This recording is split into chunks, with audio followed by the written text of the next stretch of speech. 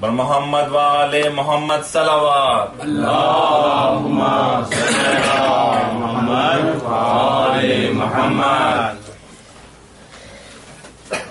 آخر حسین ماں ہوں نازوں کے پالے بیٹا، آ جھولی میں پھیلاؤں. آخر حسین ماں ہوں کتنی تپش ہے بیٹا، سایہ تیرا بناؤں. آخر حسین ماں ہوں. حکم یزیدی آیا، تیروں پہ تیر آیا، لاشوں کے بعد لاشا زہرا کے گھر کا آیا. تنہا تجھے یہاں پر میں کیسے چھوڑ جاؤں. آخر حسین ماں ہوں کتنی تپش ہے بیٹا، سایہ تیرا بناؤں. آخر حسین ماں ہوں.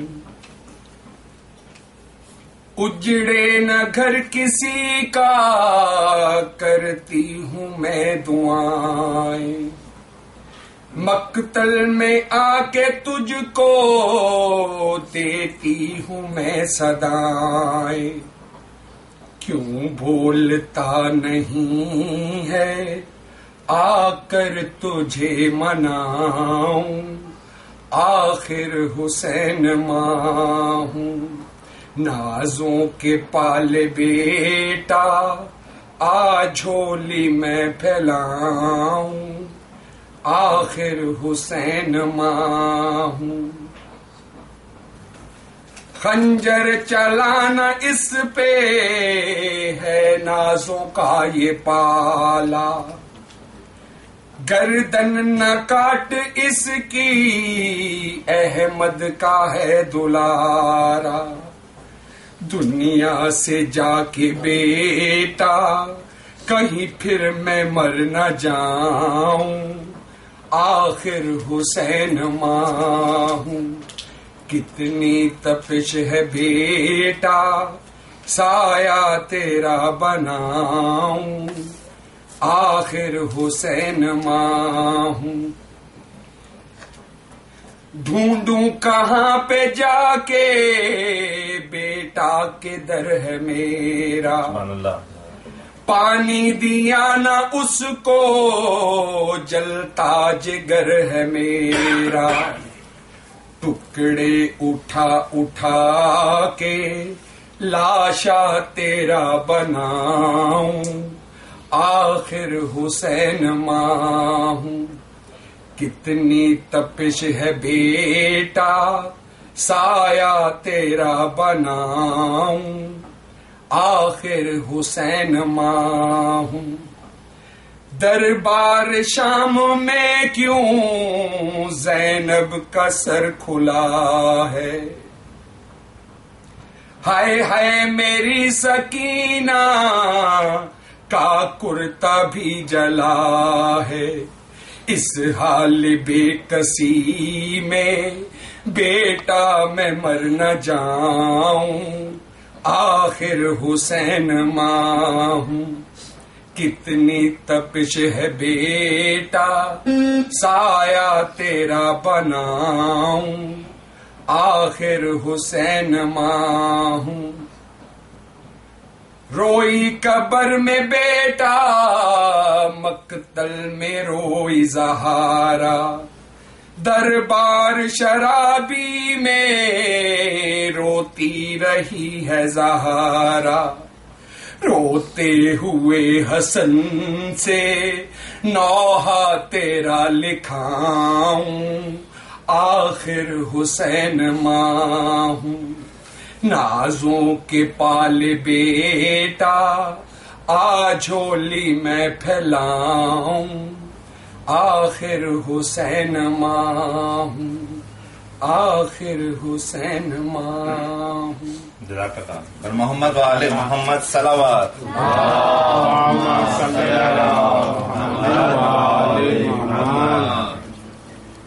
ممنین آج 7 محرم ہے اور اسی مناسبت سے آج حضرت قاسم کی شہادت کی تاریخ منائی جاتی ہے اور یہاں بھی ایک مرثیہ جو ہے وہ اسی سلسلے میں پیش خدمت ہے اور رات کو بھی سینٹر میں بھی حضرت قاسم کی مہندی ہوگی اور جو مرثیہ ہے وہ بھی اسی مناسبت سے ہوگا. پر محمد و آل محمد صلوات.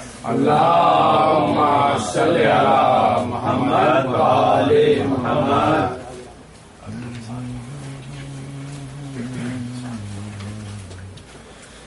جب دولت شبر پہ زوال آ گیا ران میں، جب دولت شبر پہ زوال آ گیا ران میں، قوت نہ رہی زخموں سے قاسم کے بدن میں، گھوڑے سے گرے خاک پہ ایک چشمہ زدن میں، اس صدمے سے تڑپے حسن پاک کفن میں، ہر گام پر گرتے پڑے ہیں کمزور ہیں شبیر، جیتے ہیں مگر غم سے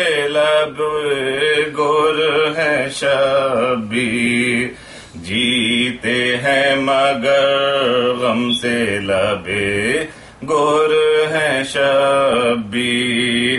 اہل ہزاروں کے ہے یہ دم ریلت، نزدیک ہے ایک رات کے بیاہ کی شہادت، بجھتا ہے چراغ حسنی وائے مصیبت، ارے لٹتی ہے کوئی آن میں اب دولت حضرت، ناموس محمد میں ادھر سینہ زنی ہے، ناموس محمد میں ادھر سینہ زنی ہے، بیوہ ہے وہ بیوہ جو دلہن شب کو بنی ہے، ارے بیوہ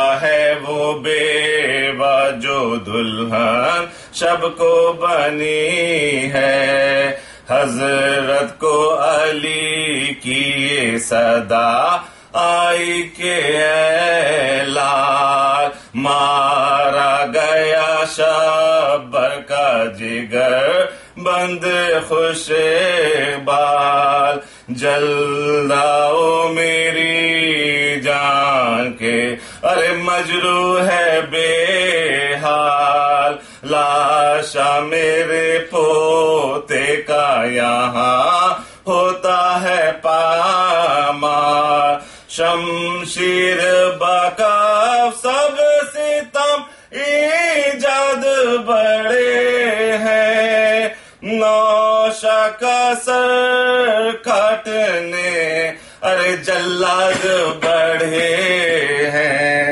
نوشہ کا سر کاٹنے جلاد بڑے ہیں، یہ سنتے ہی دوڑے سوئے مقتل شہ صفدر، تھی دستے مبارک میں علم تیغو پہ کر، رو بے شہ ذیشان سے ہٹی فوج سے تمگر، پامال ملا لاشے لخت دل شبر، دم سینہ قاسم سے اکھڑتے ہوئے دیکھا، دم سینہ قاسم سے اکھڑتے ہوئے دیکھا،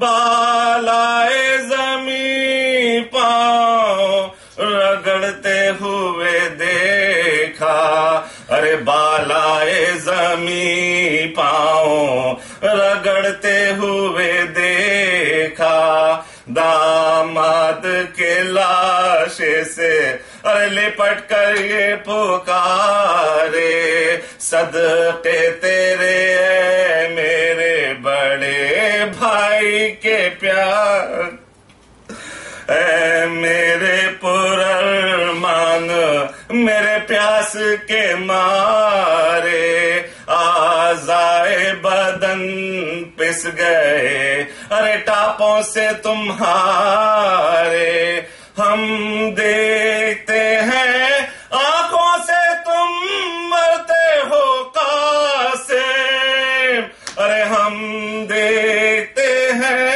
آنکھوں سے تم مرتے ہو قاسم، آگے میرے دنیا سے سفر کرتے ہو قاسم، یہ کہہ کے جو لاشے کو اٹھانے لگے سرور، وہ تشنہ دہاں مر گیا، ارے آنکھوں کو پھرا کر پہنچے جو قریب درے عصمت شاہ صفدر، آواز دی فیضان کے اے آل پیغمبر، لو چاکے گرے باقی آتے ہیں شبیر، آغوش میں دولہا کو لیے آتے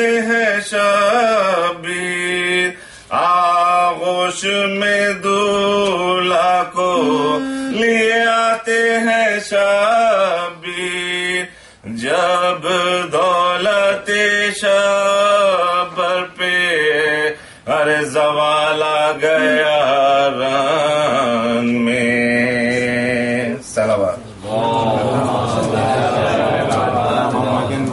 محمد بر محمد وآل محمد صلوات۔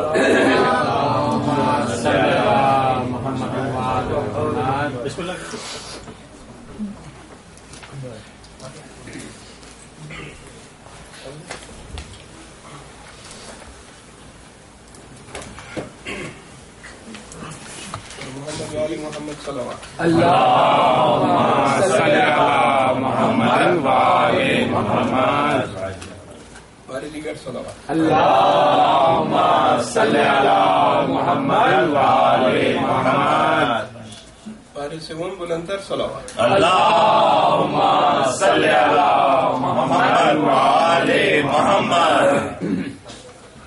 أعوذ بالله السميع العليم من الشيطان اللعين الرجيم، بسم الله الرحمن الرحيم، الحمد لله رب العالمين، والعاقبة لأهل التقوى واليقين، والنار للمشركين والمنافقين، ثم الصلاة والسلام والتحية والإكرام على أشرف الأنبياء والمرسلين، حبيب إله العالمين، مولى ثقلين، جد الحسن والحسين، الذي سمي في السماء بأحمد وفي الأرضين بأبي القاسم محمد اللهم صل على محمد وآل محمد وعلى أهل بيته الطيبين الطاهرين المعصومين المنتجبين، ولعنة الله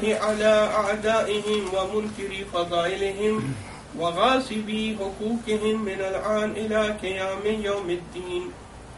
أما بعد، قال زرارة بن عاين: دخلت على الإمام الصادق عليه السلام وسألت عن الكبائر، فقال: هن 7 في كتاب علي: الشرك بالله وقتل نفس إلى آخره.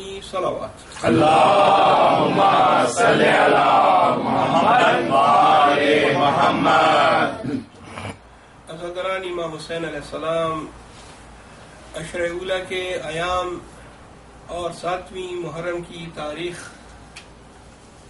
ایام اعضاء روز عاشورہ کی طرف بڑھ رہے ہیں، لیکن یہ ایام اعضاء صرف 10 دن تک محدود نہیں ہوتے، بلکہ ہمارا یہ عقیدہ ہے کہ کل ارض کربلا و کل یوم عاشورہ، ہر روز ہر دن روز عاشورہ ہے، اور ہر سرزمین ہر ملک کربلا ہے۔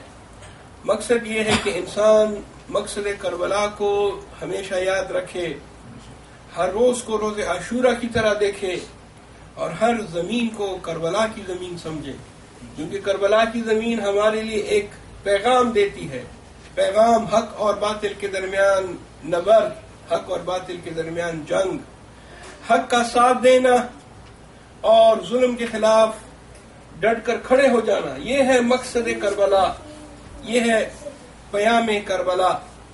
میں چاہوں گا آج حسن بھائی کے گھر میں جو اخلاص کے ساتھ جس مجلس کا انعقاد کیا گیا ہے، اس میں ایک تذکر اس حوالے سے دوں نوجوانوں کو کہ ماشاءاللہ یہاں بچے بھی کافی بڑی تعداد میں موجود ہیں۔ میرا زیادہ تر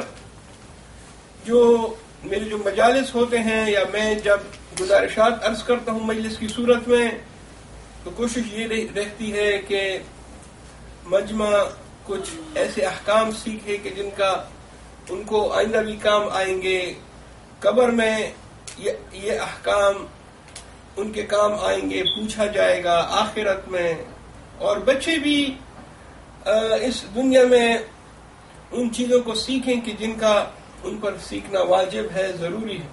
سبحان اللہ۔ لہذا کوشش یہ ہوتی ہے کہ ہر گفتگو میں، ہر گزارش میں ایک آدھ ایسا نقطہ جس کی طرف بعض لوگ تو متوجہ ہیں، لیکن چونکہ انسان غافل ہے، ہر ایک انسان غافل ہوتا ہے۔ کہتے ہیں عربی میں کہ الانسان موجود، ایک انسان ایک ایسا موجود ہے محل النسیان والخطا، بھول جاتا ہے، فراموشکار ہے، انسان فراموشکار ہے، بھول جاتا ہے، اور محل نسیان ہے، محل خطا ہے، غلطی کرتا ہے، لہذا انسان کو تذکر کی بہت ضرورت ہوتی ہے۔ ہم بعض اوقات جب قم میں حوضے میں پڑھتے تھے، شب جمعہ کو درس اخلاق میں جاتے تھے، آیت اللہ حسین مظاہری ایک معلم اخلاق تھے، بہت بڑے ابھی بھی ہیں، ابھی تو ضعیف ہو گئے، وہ درس اخلاق دیتے تھے۔ کبھی کبھار ہم دیکھتے تھے کہ شب جمعہ میں وہ جو درس اخلاق دے رہے ہیں تو اس میں کچھ ہمارے اساتید بھی بیٹھے ہوئے ہیں جو ہم کو بڑی بڑی کتابیں پڑھاتے تھے فقہ اور احکام کی، وہ بھی آ کر شب جمعہ کو آغا حسین مظاہری کے درس میں بیٹھے، اور کچھ ایسے بزرگوار کی جو سفید ریش ہیں اور خود بہت بڑے عالم ہیں اور خود حوضے میں معلم اخلاق کے طور پہ جانے جاتے ہیں، وہ بھی درس میں آئے۔ سبحان اللہ، سبحان اللہ۔ تو ایک مرتبہ ہمارے ایک دوست نے اپنے استاد سے پوچھا، وہ خود نقل کر رہا تھا ہمارے لیے، کہ میں نے اپنے استاد سے کہا کہ استاد معظم، آپ تو خود معلم اخلاق ہیں، آپ خود اتنے بڑے عالم ہیں، صاحب تصانیف ہیں، آپ بھی درس اخلاق میں تشریف لاتے ہیں، آپ بھی بیٹھتے ہیں۔ اس نے جواب دیا کہ ہاں، ہو سکتا ہے میں تمہارے بقول معلم اخلاق ہوں اور میں نے کتابیں بھی لکھی ہوں اور میں استاد ہوں حوضے کا، پڑھاتا ہوں یہاں اسٹوڈنٹس کو، دین پڑھاتا ہوں، لیکن میں بھی انسان ہوں، مجھے بھی تذکر کی ضرورت ہے۔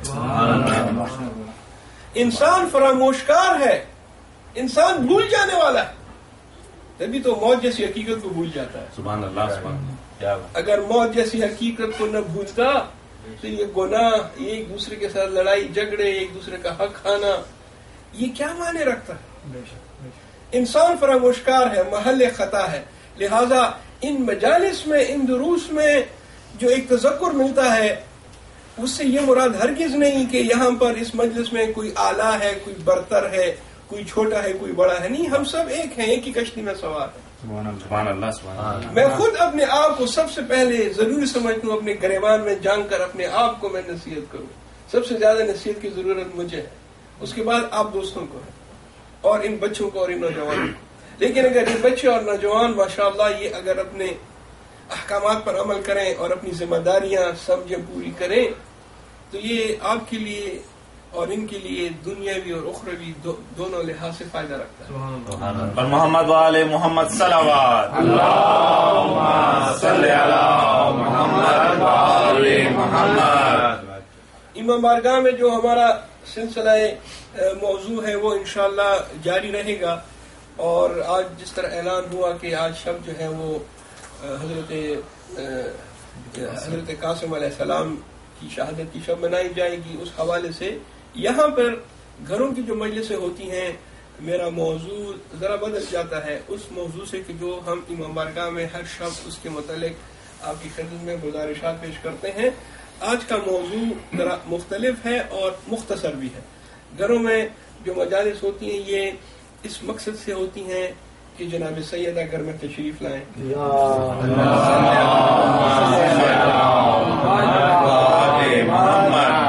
اور گھر میں جب ذکر امام حسین علیہ السلام ہو، ذکر اہل البیت ہو، مصائب ہوں تو گھر میں برکت آتی ہے.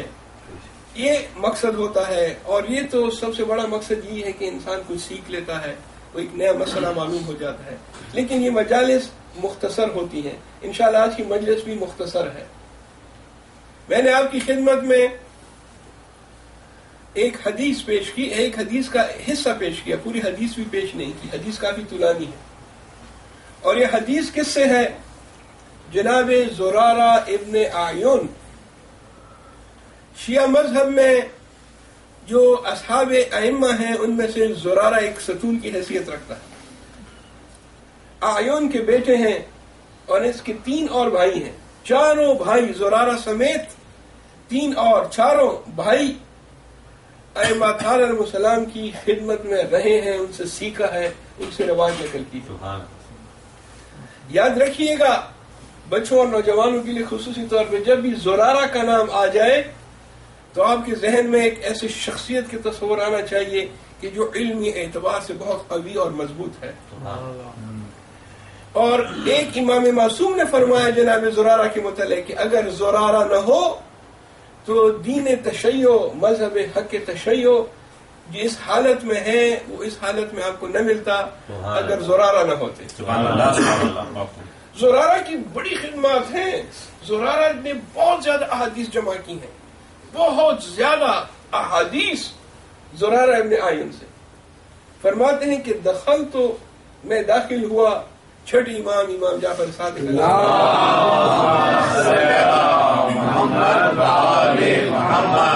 امام علیہ السلام کے گھر میں داخل ہوا، ان کے درس میں داخل ہوا.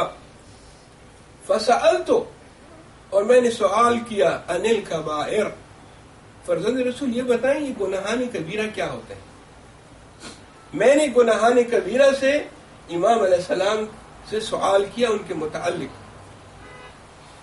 فقال، امام علیہ السلام نے جواب دیا، ہن سب ان کی کتاب علی، میرے جد امام علی نے جو کتاب ہے اس کے حساب سے جو بڑے بڑے گناہ ہیں وہ 7 ہیں.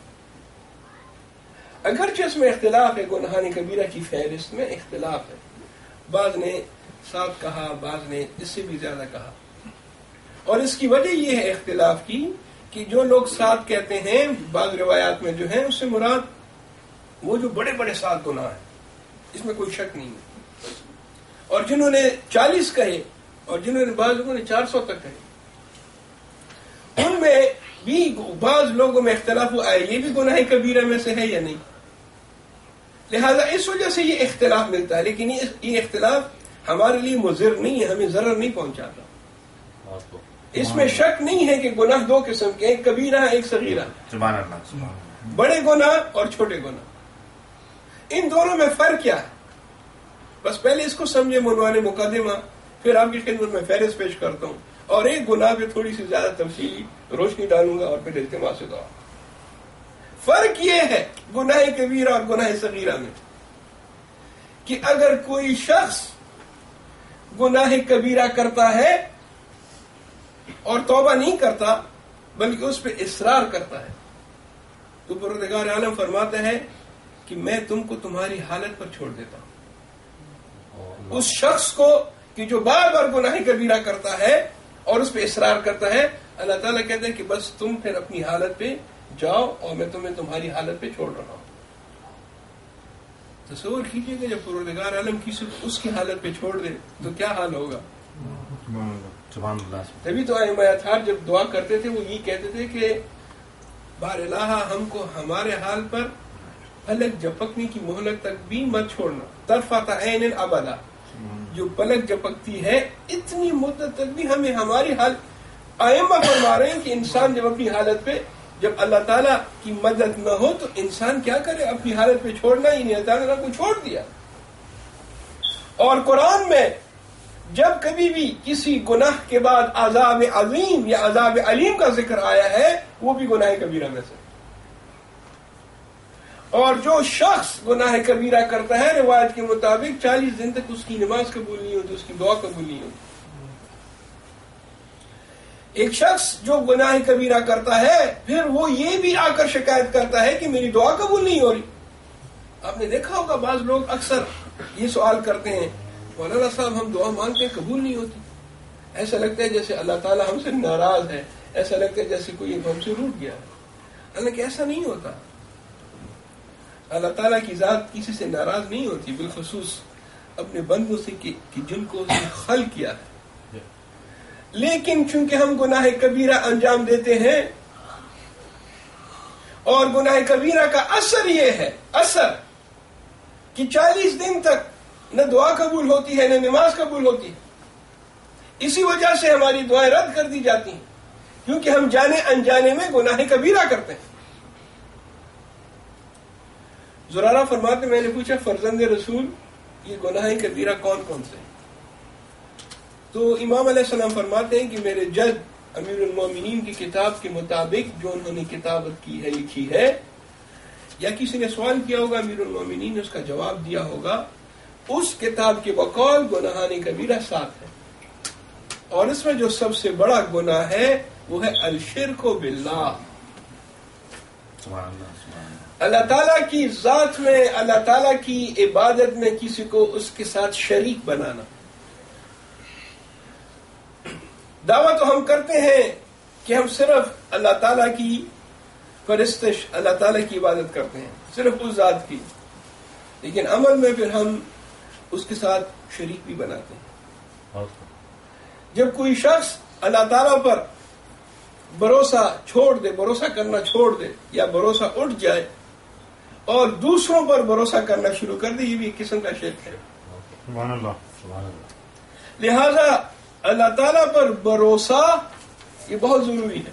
حضرت یوسف علیہ السلام کی قصے میں ہم پڑھتے ہیں کہ جب آپ زندان میں تھے، پورا قصہ نہیں سنانا، اشارہ کرنا، جب آپ زندان میں تھے تو کچھ اور لوگ بھی آپ کے ساتھ زندان میں تھے، جیل میں.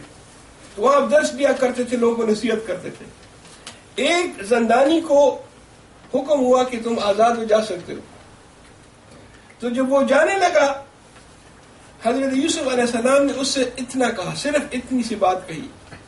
توجہ کیجئے گا، حضرت یوسف علیہ السلام کو، حضرت یوسف علیہ السلام نے اس شخص سے اتنا کہا کہ دیکھو تم باہر جا رہے ہو، ذرا بادشاہ کو یاد دہانی کرا دینا میرے متعلق کہ میں ابھی تک جیل میں بے گناہ پڑا ہوا ہوں اور میں نے ایسے گناہ کی سزا کاٹ رہا ہوں جو میں نے نہیں کی، بے گناہ. بادشاہ کو ایک یاد دہانی کرا دینا کہ یوسف ابھی تک جیل میں ہے. اس نے کہا ٹھیک ہے. وہ باہر چلا گیا اور پھر وہ بھول گیا. لیکن حضرت یوسف علیہ السلام کو فوراً احساس ہوا اسی وقت جب وہ شخص چلا گیا کہ میں نے اسے کیوں کیا، یہ ترک اولا ہو گئی مجھ سے. انبیاء گناہ نہیں کر سکتے، انبیاء معصوم ہوتے. ہاں ترک اولا ان سے ہو سکتی ہے، ترک اولا گناہ نہیں ہوتی. میں نے اس شخص سے کیوں کہا کہ جا کر بادشاہ سے میری سفارش کرو، میں نے خود پروردگار عالم سے ڈائریکٹ کیوں بات کی. یہ ہے بھروسہ. بھروسہ اس کو کہتے ہیں. مسجد نبوی میں جناب ختم مرتبہ تشریف فرما ہے اور ایک بدھو باہر سے آیا اور اس کے پاس اس کا جو ہے اونٹ بھی تھا. اونٹ کے ذریعے وہ دور سے آیا، اعرابی تھا، دوسرے شہر سے آیا اور مسجد نبوی میں داخل ہو گیا. سلام کرنے کے بعد کہتا ہے کہ مجھے سوال کرنا ہے، لیکن سوال سے پہلے میں آن حضرت سے یہ پوچھنا چاہتا ہوں کہ میرے ساتھ میرا اونٹ بھی ہے جو باہر ہے. اس اونٹ کو میں درخت کے ساتھ باندھ لوں یا نہیں اللہ کے بھروسے پہ چھوڑ کے یا اندر آ جاؤں اور آپ سے سوال و جواب کروں. سوال دیکھیں, یا رسول اللہ میرے پاس اونٹ ہے, اس اونٹ کا کیا کروں؟ ایسے چھوڑ دوں اللہ کے بھروسے پر؟ اللہ ہے سب کا ہے, لہٰذا میرے اونٹ کا بھی خیال رکھے گا. یا نہیں, اس اونٹ کو میں درخت کے ساتھ باندھ کے آ جاؤں اور مسجد میں بیٹھ کے آپ کے ساتھ سوال و جواب. حضرت نے بڑا خوبصورت جواب دیا. فرماتے ہیں کہ اپنے اونٹ کو درخت کے ساتھ باندھ کر پھر اللہ کے بھروسے پہ چھوڑ دو. یہ عقل مندی نہیں ہے کہ تم اونٹ کو رہا کر دو کہ اللہ اس کا خیال رکھے گا اللہ کے بھروسے. ہاں اللہ کا بھروسہ ہے, اللہ خیال رکھے گا, مگر تم اپنی طرف سے بھی احتیاطی تدابیر کر لو. اور اس کی کیا گارنٹی ہے کہ تم اونٹ کو جب درخت کے ساتھ باندھ دو گے تو وہ پھر بھی محفوظ رہے گا؟ اس کی بھی گارنٹی نہیں ہے. لہذا اپنی طرف سے احتیاطی تدابیر کر کے درخت کے ساتھ اونٹ کو باندھ کر پھر اللہ کے بھروسے پہ چھوڑ کے اندر آ جاؤ. ضرور بھیجیے گا محمد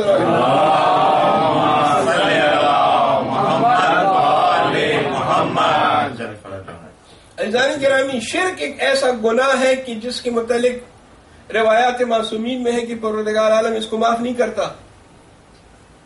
قرآن کی آیت ہے, ہم تمام گناہوں کو معاف کر دیں گے. جمیع لفظ جمیع ہے, تمام گناہ معاف کر دیں گے, مگر یہ گناہ شرک والا جو گناہ ہے یہ اللہ تعالیٰ معاف نہیں کرتا. اللہ تعالیٰ بھی چاہتا ہے کہ کوئی اس کے ساتھ پارٹنر نہ ہو. تبھی وہ آیت الکرسی کہتے ہیں کہ قرآن میں سب سے اچھا سورہ کون سا ہے؟ کہتے ہیں سورہ بقرہ. بقرہ میں کون سا اچھی آیت ہے؟ کہتے ہیں آیت الکرسی. کرسی کا تو پھر مزہ ہے نا. اللہ تعالیٰ بھی جو ہے وہ بھی جو کرسی کی بات آتی ہے تو اللہ تعالیٰ بھی اس معاملے میں کہتے ہیں کہ شرک کو میں کبھی بھی برداشت نہیں کروں گا. البتہ یہ مجازی معنوں میں ہے. ہم دنیاوی اعتبار سے کرسی کا ذکر کرتے ہیں, پروردگار عالم تمام کائنات اس کی کرسی ہے. وسع کرسیہ السماوات والارض. ان کی جو کرسی ہے اور اللہ تعالیٰ کی جو پاور ہے, قدرت ہے, وہ تو تمام زمین و آسمان پر پھیلی ہوئی ہے. لہذا شرک ایسا گناہ ہے جس کا پروردگار عالم معاف نہیں کرتا, اس گناہ کو معاف نہیں کرتا. لہذا شرک کی جو اقسام ہیں اس میں ایک قسم یہ بھی ہے, انسان کہتے ہیں اچھا اگر ایسا ہے تو ہم تو پھر آرام سے, کیونکہ ہم تو شرک نہیں کرتے. شرک کی کئی قسمیں ہیں. اللہ تعالیٰ پر بھروسہ نہ کرنا اور ایسے شخص سے مانگنا کہ جو خود مخلوق ہے, خود محتاج ہے, یہ بھی شرک ہے. اور جب اس سے مانگتا ہے تو بروز قیامت اللہ تعالیٰ اس کو کہتا ہے کہ جس سے تم نے مانگا تھا, جس میں تم نے بھروسہ کیا تھا, اب جاؤ اسی کے پاس اور اسی سے مدد مانگو. دوسرا گناہ کبیرہ اس حدیث کے مطابق فرماتے ہیں کہ وقتل النفس, کسی بے گناہ شخص کو قتل کرنا, بے گناہ شخص کی جان لینا. آج کل ویسٹرن میڈیا بار بار کہتے ہیں کہ مسلمان ٹیرورسٹ ہیں, مسلمان جو ہیں ان کے لیے جان لینا مذاق ہے. اور اسکول میں بھی بچے وغیرہ جو ہیں جب جاتے ہیں تو کبھی کبھار یہ کلمات سنتے ہیں کہ اسلام جو ہے اس کے لیے بہت آسان ہے کسی کی جان لینا. گناہ کبیرہ میں سے ہے. اسلام کہتا ہے گناہ کبیرہ اگر کوئی کسی بے گناہ شخص کی جان لے. اور قرآن کہتا ہے کہ جو ایک شخص کو جان دیتا ہے جان بچاتا ہے. جان دینے سے مراد جان بچاتا ہے, ایسا ہے کہ اس نے تمام امت کو نجات دی. سبحان اللہ, سبحان اللہ. اور جو ایک نفس کو قتل کرتا ہے اس نے تمام امت کو قتل کر دیا. اسلام نے اس معاملے میں بڑی سختی کی ہے, لیکن اسلام کو مس انٹرپریٹ کرتے ہیں, اس کی غلط توجیہ بیان کرتے ہیں, اس کی غلط تشریح کرتے ہیں.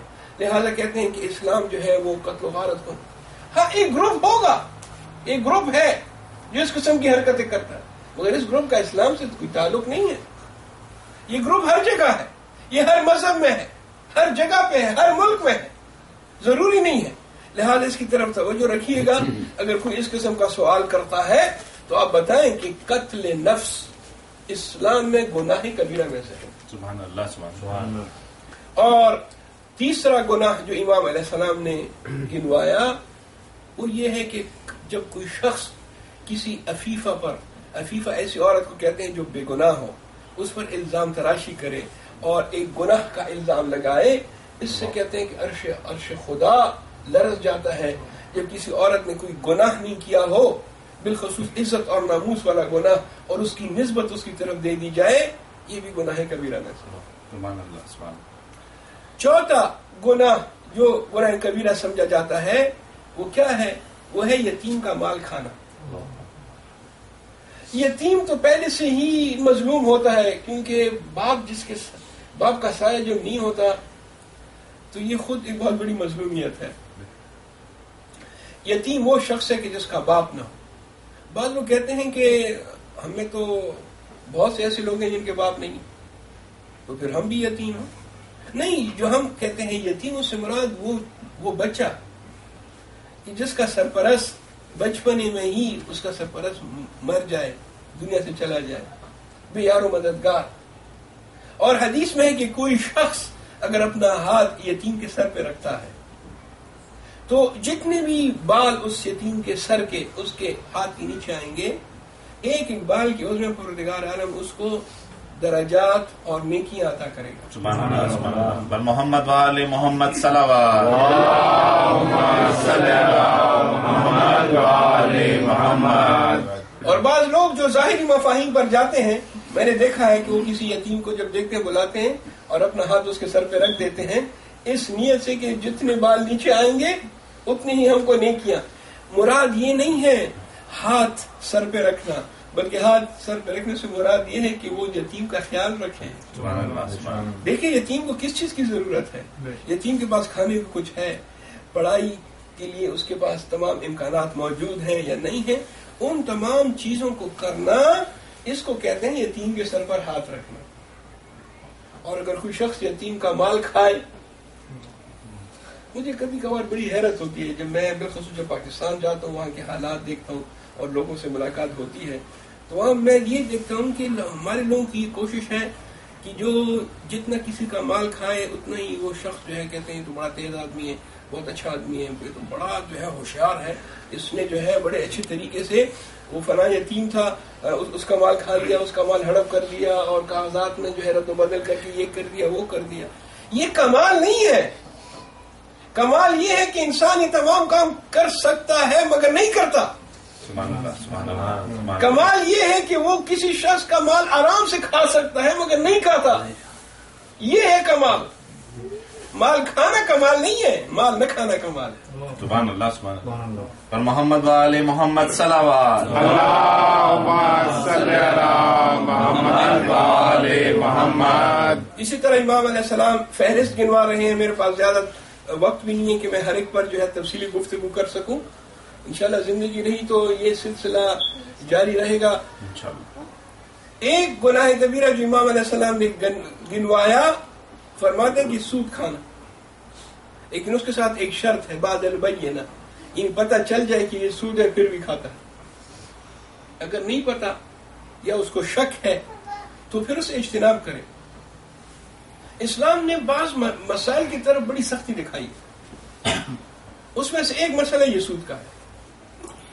شراب کے متعلق بھی اسلام کی بڑی سخت احکامات ہیں، بہت سخت۔ یعنی بعض جگہوں پہ ہم دیکھتے ہیں کہ باقاعدہ مبارزہ کیا گیا، جس طرح لڑائی اور جنگ کرتے ہیں، سبحان اللہ، سبحان اللہ۔ اور اتنی سختی دکھائی ہے اسلام نے کہ آدمی کبھی سوچ میں پڑ جاتا ہے کہ اتنی زیادہ سختی کیوں؟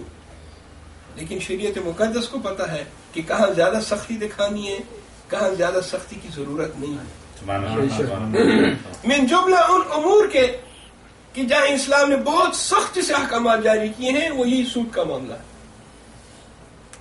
یہ معاملہ بعض لوگوں کے لیے واضح بھی نہیں ہے اور بعض لوگوں کے ذہن میں سوالات ہوتے ہیں سلسلے میں، لیکن سود جو ہے وہ ایک سوسائٹی کو تباہ کرنے کے لیے ایک آسان سا ذریعہ جس سے سوسائٹی تباہ ہوتی ہے، وہی سود ہے۔ آج کل جو کچھ چل رہا ہے نا، اور یہ جو آپ ٹی وی پہ دیکھ رہے ہیں کہ آکیوپائی وال اسٹریٹ اور آکیوپائی کینیڈا میں بھی تمام شہروں میں یہ جو ٹینٹس لوگوں نے لگائے ہیں، اگر دیکھیں غور کریں نا، اس کے پیچھے بھی جو ریزن ہے نا وہ یہی سود ہے۔ سبحان اللہ۔ میں تفصیل میں نہیں جا رہا، صرف اشارہ کر رہا ہوں۔ یہ جو نظام سرمایہ داری ہے جو ختم ہو رہا ہے اور بری طریقے سے جس کی بے عزتی ہو گئی ہے اور ہو رہی ہے، کیونکہ یہ بنیاد، یہ پورا جو نظام ہے یہ سود پر ہے. اور آپ دیکھ رہے ہیں وہ پلے کارڈ جو انہوں نے اٹھائے ہوئے، کبھی کبھار میں وہ پلے کارڈ پڑھتا ہوں اور اس سے پتہ چلتا ہے کہ یہ لوگ باہر کیوں آئے. اگر آپ وہ پلے کارڈز پڑھیں نا تو آپ کو پھر زیادہ پوری نیوز سننے کی ضرورت بھی نہیں ہے، وہی آپ کو پورا بتا دیتے ہیں کہ ان کا مقصد کیا ہے. اور یہ پلے کارڈز پہ جو میں نے سلوگنز دیکھے، یقین کریں یہ وہی سلوگن ہے جو ہم 20 سال سے 25 سال سے کہہ رہے ہیں. 20-25 سال میں نے خود درسوں میں جو سلوگن بتائے تھے، وہی سلوگن آج جو ہے اتنے عرصے گزرنے کے بعد پلے کارڈز کے اوپر آ کر جو ہے لوگوں نے اس کو پارکوں میں جو ہے وہ احتجاج کر رہا ہے. سود سبحان. اور من جملہ ان گناہان کبیرہ کے جو امام علیہ السلام نے گنوائی وہ ہے آق الوالدین. بس اسی پہ تھوڑی روشنی ڈالنی. آق الوالدین یعنی وہ شخص کی جو اپنے والدین کو ناراض کرتا ہے، جس کو آق الوالدین کہتے ہیں، اور والدین اس کو آق کر دیتے ہیں. آق و معنی ناراض ہے ان سے، تو یہ بھی گناہان کبیرہ میں سے ہے. والدین کی ناراضگی کسی صورت میں قابل برداشت نہیں ہے، جائز نہیں ہے. میں ایک واقعے کی طرف اشارہ کروں اور پھر نوجوانوں کو انشاءاللہ یہ نصیحت یاد رہے گی. آپ نے قرآن مجید میں سب سے بڑا سورہ، جو سب سے لمبا سورہ ہے، وہ ضرور مطالعہ کیا ہوگا، وہ سورہ بقرہ ہے. سورہ بقرہ سب سے طویل ترین سورہ. کبھی بچوں نے یہ غور کیا کہ اس کو بقرہ کیوں کہتے ہیں؟ بقرہ کا مطلب ہے کاؤ. یہ سورہ بقرہ جو کہ سب سے طولانی ترین سورہ ہے، یہ ایک جانور کے نام پر ہے، کاؤ. اور اس کو اسی لیے سورہ بقرہ کہتے ہیں کہ اس میں ایک گائے کا ذکر ہے، قصہ ہے. وہ قصہ یہ ہے کہ حضرت موسیٰ علیہ السلام کے زمانے میں ایک نوجوان کو قتل کر دیا اس کے اپنے کزن نے، اور وہی کزن اس کا جنازہ اٹھا کے بازار میں جو ہے چھوڑ آتا ہے اور خود دعوے دار بن جاتا ہے کہ مجھے انصاف چاہیے، میرے کزن کو کسی نے قتل کر دیا. قاتل خود آ کر اپنے کزن کا خونخواہی کے لیے وہ درخواست کرتا ہے اور رونا پیٹنا شروع کر دیتا ہے. اب لوگ حیران، کس چیز کو سمجھ میں نہیں آ رہی کہ یہ نوجوان کیوں قتل ہوا. کسی سے دشمنی بھی نہیں، کوئی اور وجہ بھی نہیں. بہت کوشش کی گئی مگر لوگوں کو معلوم نہیں ہو سکا. پھر لوگ آخر میں پیغمبر کے پاس آ جاتے ہیں. سبحان اللہ. آخر میں آتے ہیں کہ پہلے آ جاتے تو وقت بچ جاتا، لیکن ہمیشہ آخر میں. علماء کے پاس بھی جب یہ مسائل لے کر آتے ہیں لوگ تو آخر میں. البتہ ہمارے پاس آج تک کسی نے روزہ اور نماز کے مسائل نہیں پوچھے ہم سے، نہ کوئی حج کے مسائل لاتا ہے، نہ کوئی جو ہے ہمیں خمس اور زکوٰۃ کے مسائل ہم سے پوچھتا ہے. زیادہ تر مسائل ہم یہی خاندان والے مسائل، گھر میں مشکلات، اسی کی طرف سے جو ہے زیادہ رجوع ہوتی ہے. بالخصوص اس معاشرے کی بات کر رہا ہوں. فیملی میٹرز مجھے بہت کم یاد پڑتا کسی نے کوئی فقہی مسئلہ مجھ سے پوچھا. ہاں فیملی میٹر جہاں بھی جاتا ہوں ہر فیملی والا ایک کوئی نہ کوئی مسئلہ ہوتا ہے اور وہ آ کر کہتے ہیں جی ہماری فیملی میں یہ مسئلہ ہے. کبھی بیٹے کے ساتھ ہے، کبھی بیٹی کے ساتھ ہے، کبھی میاں بیوی کے درمیان میں ہے، کبھی کسی بھائی کے ساتھ ہے، کبھی یہ فیملی میٹرز، یہ مسائل ہوں گے. اب نبی کے پاس مسئلہ لے کر آئے، آخر میں کہا کہ آپ خدا کے نبی ہیں اور آپ تو بات بھی کرتے ہیں خدا سے، کلیم اللہ بھی، تو آپ ہی بتائیے کہ اس کا کیا حل ہے، اس کا کیا کروں، کیسے پتہ چلے گا اس کے قاتل کا. کہا ٹھیک ہے میں جا کے کلام کرتا ہوں، پوچھتا ہوں. گئے، کلام کیا، جواب آیا کہ ان کو کہو جو وہ ہے شورا والے جو ہیں، جو پنچایت جس کو ہم کہتے ہیں، پنچایت کو جا کے کہہ دو کہ اس کا حل یہ ہے کہ ایک گائے لیں، اس کو ذبح کریں اور اس کی دم جو ہے اس مردے کو جو ہے ٹچ کر دیں، اس کے ساتھ مس کر دیں، مردہ خود بخود کھڑا ہو جائے گا، بتائے گا کہ میرا قاتل کون. بڑا مسئلہ آسان ہو گیا. اب جو یہ بنی اسرائیل ہیں ان کی عادت ہے کہ ہمیشہ جو ہے مسائل کو بگاڑتے ہیں اور مسائل کو ذرا لمبا کرتے ہیں. سمپل سا مسئلہ تھا، جاؤ گائے لے کر آؤ، جاتے گائے لے کر آتے مسئلہ حل ہو جاتا. اچھا اب گائے جو ہے گائے یہ کام کیسے کرے گی، اور گائے جب کرے گی تو گائے کس قسم کی ہو، جوان ہوتی ہے گائے، بوڑھی ہوتی ہے، کون سی گائے کی بات کر رہا ہوں. کہا کہ اچھا اگر ایسا ہے تو جاؤ ایسی گائے لے کر آؤ جو زیادہ جوان بھی نہ ہو زیادہ بوڑھی بھی نہ ہو. اب جب آپ مشکلات بنائیں گے تو پھر آپ اپنے لیے بھی مشکلات بنا رہے ہیں نا. اور یہ قوم تو بڑی ہوشیار قوم ہے. ابھی بھی دیکھیں آج کل دیکھیں کتنے ہوشیار ہیں. میڈیا بھی انہیں کے ہاتھ میں ہے اور سب کو یہ نچاتے ہیں. دنیا کو انہوں نے ایک بازی وہ بنایا ہوا ہے اسپورٹس پلیس اسپورٹس کمپلیکس. تو اس زمانے میں بھی ایسے تھے. اب سمپل سی بات تھی لیکن بجائے اس کے کہ آ کر حضرت موسیٰ علیہ السلام کے حکم کی تعمیل کریں انہوں نے کیا کیا کہا کہ یہ بتائیں اس گائے کی کیا خصوصیات یہ خصوصیات. اب جا رہے ہیں دیکھ رہے ہیں لیکن پھر بھی اگر جاتے تو ایک گائے مل جاتی جو زیادہ بوڑھی نہ ہو زیادہ جوان. کہا نہیں اس کا رنگ کیسا ہو. اچھا رنگ چاہیے رنگ اس کا زرد ہو. اب زرد رنگ کی گائے کہاں سے ملے. لہذا وہ جو ہے اپنے بہانے کر رہے ہیں اور بہانہ بنانا ان کی سرشت میں بہانے بنانا. یہاں بھی جو ہے احکام سخت ہو رہے ہیں. آخرکار اس نتیجے پر پہنچے کہ اس کے علاوہ اور کوئی چارہ نہیں ہے. جو شرائط بتائی ہیں گائے میں اسی کو حاصل کرنا ہے. ڈھونڈتے ڈھونڈتے ایک کسی نے بتایا کہ یہاں ایک نوجوان رہتا ہے جو گندم کا کاروبار کرتا ہے اور اس کے پاس یہ گائے آپ کو مل سکتی ہے. اس کے پاس گئے اور اس سے کہا کہ بھئی ہم نے سنا ہے کہ آپ کے پاس ایک اس قسم کی گائے ہے. کہتا ہے کہ ہاں میرے پاس ایسی گائے ہے لیکن وہ مجھے میرے والد نے ایک نشانی دی تھی اس کی نشانی ہے میرے پاس میں اس کو نہیں بیچوں گا. کہا نہیں آپ جو ہے جو بھی قیمت ہے وہ آپ لے لیں اور ہم آپ کو بڑی سے بڑی قیمت دینے کے لیے تیار. کہا اچھا میری والدہ زندہ ہے میں والدہ سے بات کرتا ہوں. اگر والدہ راضی ہو جائے تو میں اپنے والد کی نشانی کو آپ لوگوں کی خدمت میں دے دوں گا بیچ ڈالوں گا. والدہ کے پاس جب جاتا ہے والدہ نے کہا ہاں ذرا قیمت اچھی لے لو کیونکہ اس قسم کی کوالٹی والی گائے جو ہے کم ملتی ہے. کہا کتنے کم. کہا 200 درہم کم. یہ آتا ہے اور کہتا ہے کہ میری والدہ نے اجازت تو دے دی ہے لیکن قیمت بتائیے 200 درہم. یا اس زمانے کی جو کرنسی تھی درہم جب ہم کہتے ہیں تو اسی زمانے کا جو وہ تھا حساب کتاب تھا. کہا نہیں 200 تو بہت زیادہ ہے. 50 درہم کی گائے 200 میں.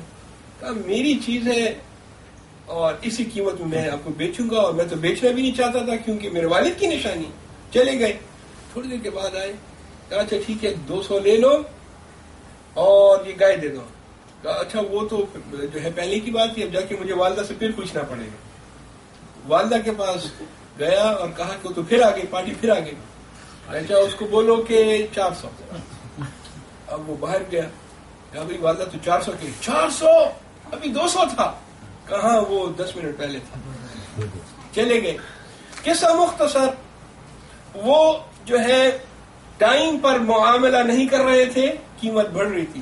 آخر قیمت اس حد تک پہنچی کہ اس نوجوان نے کہا کہ میری والدہ نے آخر میں یہ کہہ دیا کہ اگر تمہیں یہ گائے خریدنی ہے تو اس گائے کا جو کھال ہے اس میں جتنی بھی سونا چاندی آ سکتا ہے ہیرے جواہرات اس کو بھر دو تب میں گائے بیچوں گا.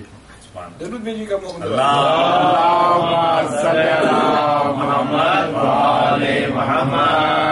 اب ان کے پاس اور کوئی چارہ نہیں تھا کیونکہ مسئلہ حل کرنا تھا اور مسئلہ بڑا سنگین تھا.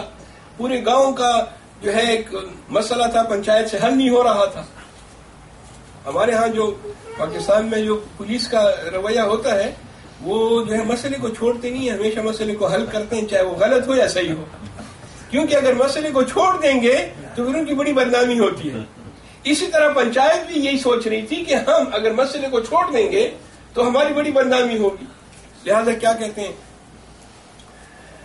گائے خریدی اس کو ذبح کیا اور گائے کو ذبح کرنے کے بعد گائے کی دم کو اس نوجوان کے بدن سے مس کرتے ہیں. نوجوان کھڑا ہو جاتا ہے اور کہتا ہے کہ میرا قاتل میرا کزن ہے. اب وجہ جو تھی وہ اس کو اب فی الحال رہنے دیں. اس قاتل کو پکڑ کر قصاص کیا جاتا ہے بدلہ لیا جاتا ہے اور یہ نوجوان اپنی زندگی گزارتا ہے آرام سکون سے. مسئلہ حل ہو جاتا ہے. اب کچھ عرصے کے بعد بس اس آخری نقطے کی طرف توجہ کریں اور مجلس ختم. کچھ عرصے کے بعد جناب موسیٰ علیہ السلام پروردگار عالم سے کلام کرنے کے لیے کوہ طور پہ تشریف لے گئے اور کلام کے دوران کہا کہ بار الہ پروردگارا، آپ بھی جانتے ہیں میں بھی جانتا ہوں کہ گائے کی دم کسی کو زندہ نہیں کرتی، نہ کر سکتی ہے، یہ تو آپ کی قدرت کا کام ہے، آپ نے کیا ہے، لیکن یہ بتائیں کہ یہ پھر اتنا لمبا قصہ یہ کیوں؟ گائے کو لاؤ، ذبح کرو، گائے میں یہ شرائط؟ جواب ملتا ہے یا موسیٰ ہم چاہتے تھے کہ اس نوجوان کی مدد کریں، ہم چاہتے تھے کہ اس نوجوان کو کچھ مل جائے، کچھ مدد ہو جائے۔ کہ ایسا کیا خوبی تھی اس نوجوان میں؟ اس نوجوان نے ایسا کیا کیا تھا کہ آپ اس کی مدد کے لیے آپ اتنا بڑا ڈرامہ میں میرے الفاظ ہیں، اتنا سارا سلسلہ جو آپ نے کیا، یہ اس کی کیا ضرورت تھی؟ کہا کہ ہم اس لیے چاہتے تھے کہ اس نوجوان کی مدد ہو، اس لیے کیونکہ وہ اپنے باپ کا بہت فرمان بردار تھا، اپنے باپ کا بہت فرمان بردار تھا، اس کا باپ اس سے بڑا خوش تھا، ہمیشہ اس کے لیے دعا کرتا تھا۔ اور پھر پورا قصہ بھی سنا ہے کہ ایک مرتبہ جب ایک پارٹی آئی اور گندم خریدنا چاہتی تھی اور سارا معاملہ طے ہو گیا، یہ نوجوان اندر گیا تاکہ گودام کی چابی لے لے اور گودام کھول کے ان کو وہ گندم بیچتے اچھی قیمت پر، مگر اس نے دیکھا کہ گودام کی جو چابی ہے وہ جہاں ہونی چاہیے وہاں نہیں ہے۔ سوچا کہ کہاں ہو سکتی ہے۔ ایک صاحب جو اس کے ساتھ کام کرتے تھے اس نے کہا کہ میں نے دیکھا تھا جب آپ کے والد سو رہے تھے، سونے سے پہلے گودام کی چابی اس نے اپنی جیکٹ میں ڈال دی تھی اور جیکٹ کو فولڈ کر کے اس نے اپنے سر کے نیچے، وہ دیکھ رہے ہیں کہ باپ سو رہا ہے، باپ سو رہا ہے، گودام کی چابی جیکٹ میں، جیکٹ اس کے سر کے نیچے، یہ نہیں چاہتا کہ باپ کو جگا کر چابی لے۔ سبحان اللہ، سبحان اللہ۔ محمد وآل محمد صلوات، اللہم صلی علی محمد وآل محمد۔ باہر آ کر جو لوگ گندم خریدنے کے لیے آئے تھے ان سے کہتا ہے کہ میں یہ معاملہ نہیں کر سکتا۔ کہا آپ کو ڈبل قیمت دے رہے ہیں، یہ معاملہ ہمارے ساتھ کریں۔ کہا نہیں، میں اپنے باپ کی نیند حرام نہیں کرنا چاہتا، خراب نہیں کرنا چاہتا۔ پارٹی چلی گئی، 1 گھنٹے کے بعد باپ جو ہے وہ جب بیدار ہوا، سو کے اٹھا تو بیٹے سے پوچھتا ہے کہ آج کیسا رہا دن، کوئی بزنس ہوا یا نہیں؟ کہا نہیں، بس آج تو کوئی خاص بزنس نہیں ہوا۔ کہا کیوں نہیں ہوا؟ ماشاءاللہ آج تمہارے پاس